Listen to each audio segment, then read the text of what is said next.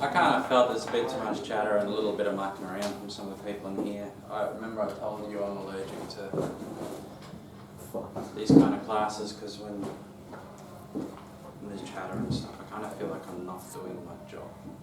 So I'm going to do some of my job for a bit. You're aware of Newton's second law, the subject of your construction and design, which is the draft, totally optional, due on the 16th, the practical draft due on the 28th of this month. You can do Newton's second or third law, it's up to you which prac you want to demonstrate. F equals ma.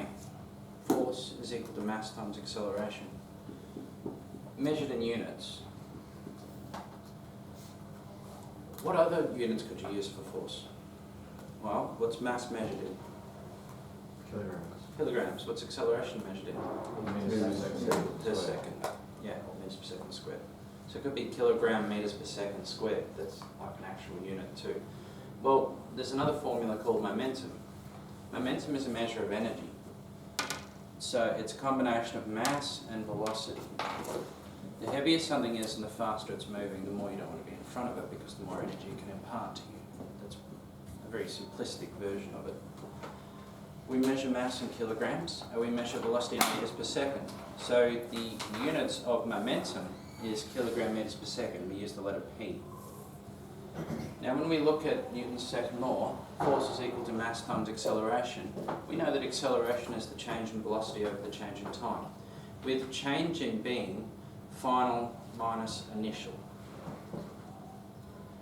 Now if you get force and you sub in the change in velocity over change in time to where the acceleration goes, you get force is equal to mass times the change in velocity over the change in time.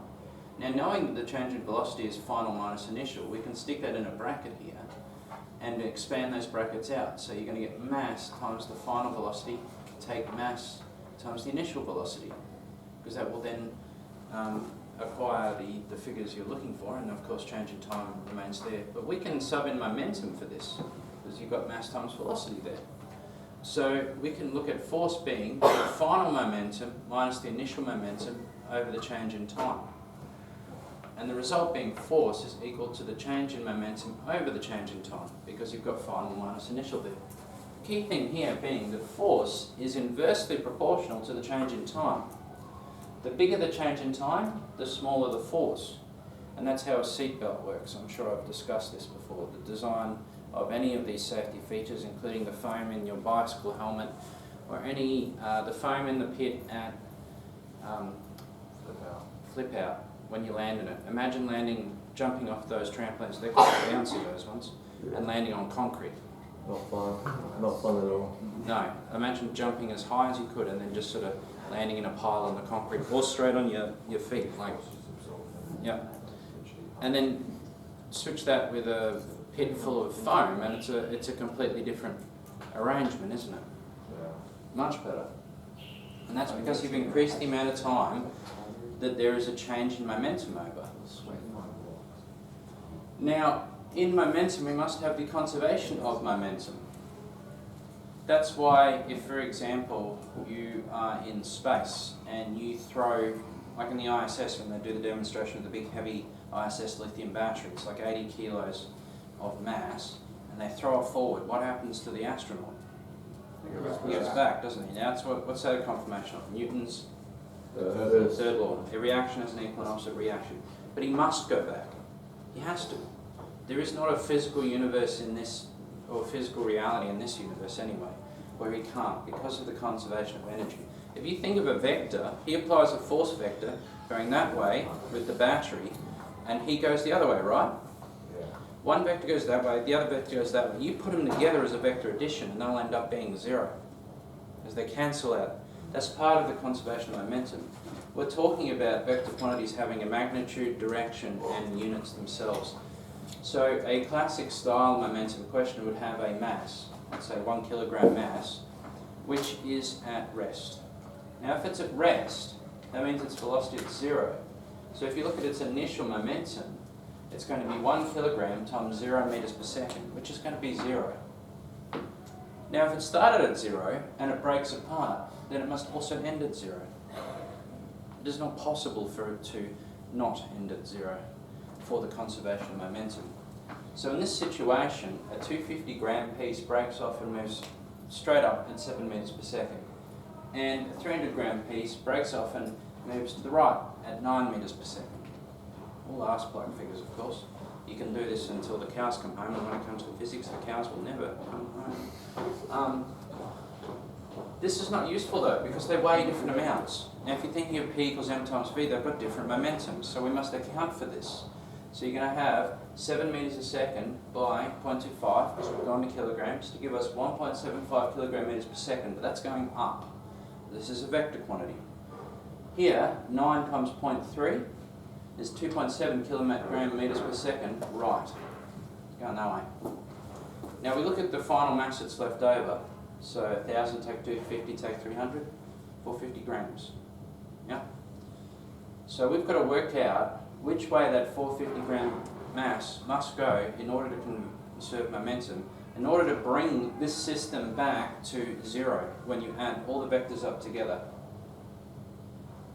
And so we need to look at how do you cancel the up bit. Well, you'll need a down bit, and you'll need an equal and opposite down bit. So we know then that we must have 1.75 kilogram meters per second down. If we've got one going right, then we're going to need to go left to cancel it out with an equal and opposite value. And I've got my arrows wrong. It happens.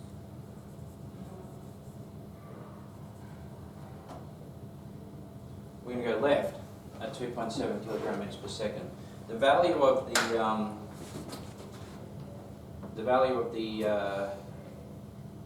magnitudes won't change, but I'll need to alter the directions. Now we're going to use a squared plus b squared equals c squared, because this will be your right angle triangle here. And we're going to get the hypotenuse. So we go through the standard process, getting us a value of 3.22 kilogram meters per second. Up in that direction there, but we must assign an angle to the direction so that we can give it pretty much an exact. So we use tan, and that's going to be opposite over adjacent. I would probably prefer to use this. I had the direction wrong there, so the opposite now is going to be 1.75, the adjacent is going to be 2.7.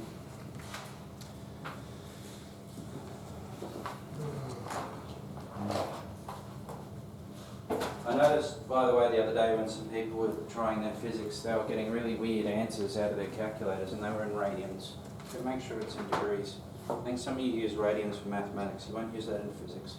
1.75 divide 2.7. Now that gives you a value of 0.64.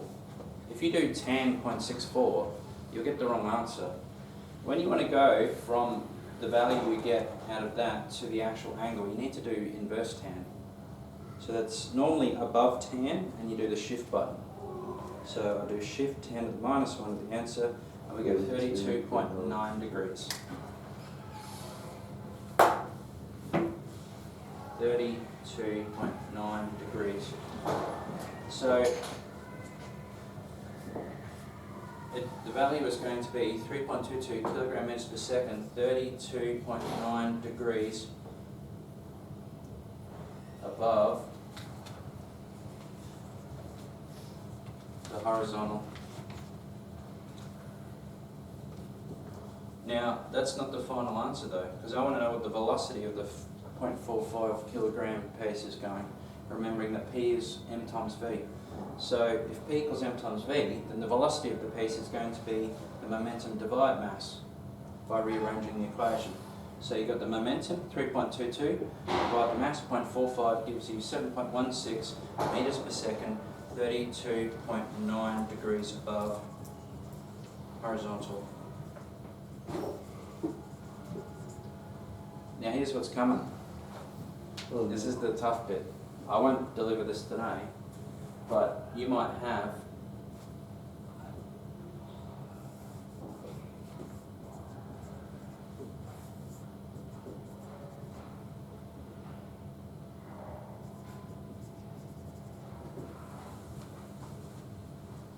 piece flying up at an angle.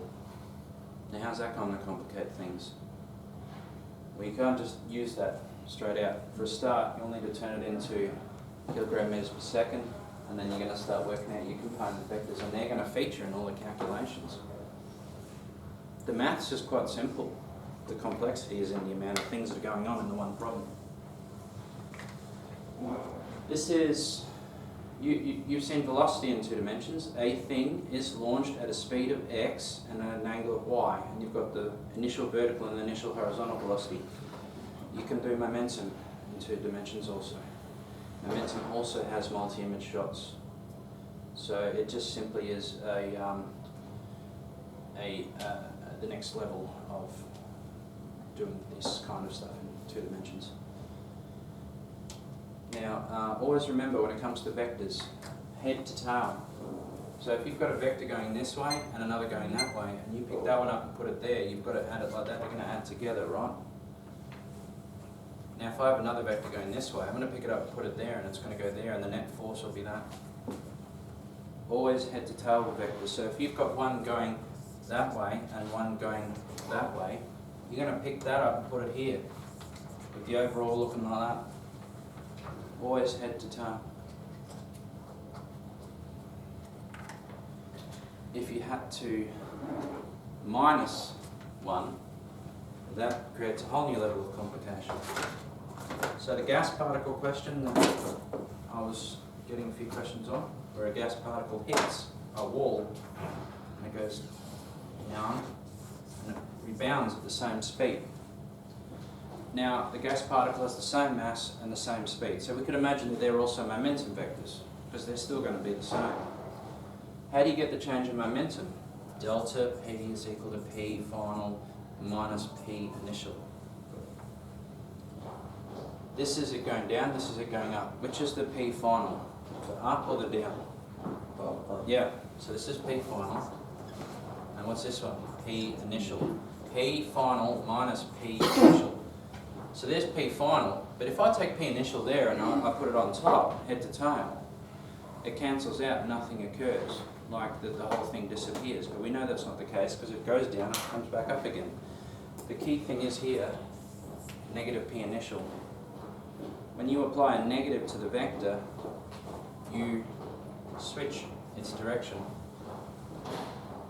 Now I can pick that one up, put it here, and you've got the double. That's where it comes from. Does it make sense? It does. Head to tail, but sometimes you got to reverse it. Fair enough. There you go. Now I feel like I've done something. I'll take a photo of that board. I hope that was helpful. And also what I'll do is I'll get this video and I'll put it up on Was it Teams. recorded? Yeah. Oh, did you read the lesson?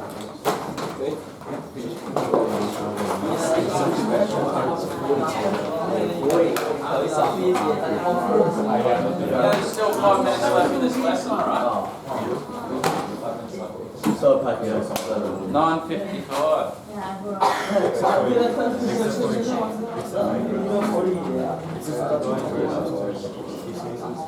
What, Brady?